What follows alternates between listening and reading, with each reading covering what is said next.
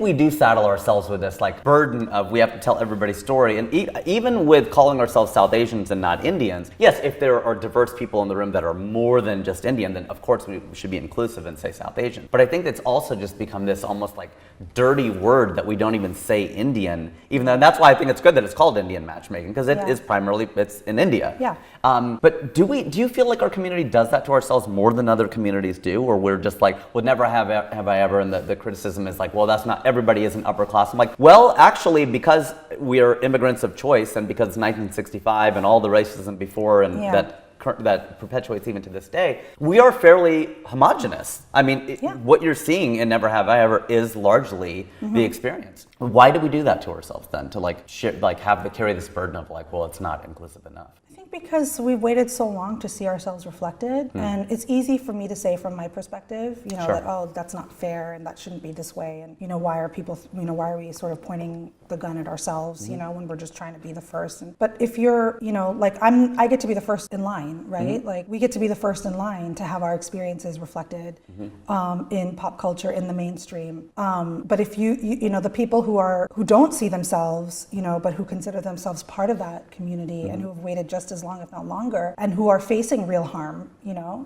because of lack of understanding of who they are, it's painful. I get it. I totally get it.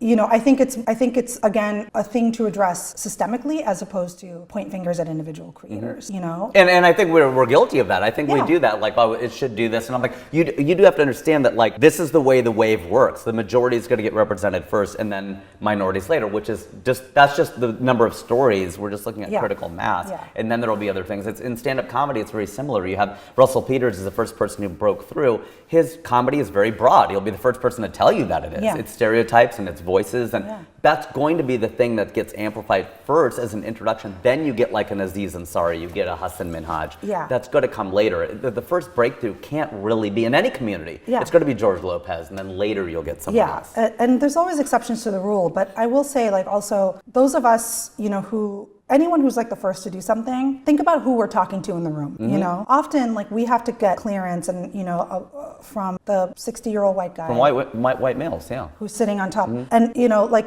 I still feel this every day. It's like we have to sort of message things in terms that they understand just to get anything made. It's really hard to get something made in this business. It's really hard. It's nearly impossible.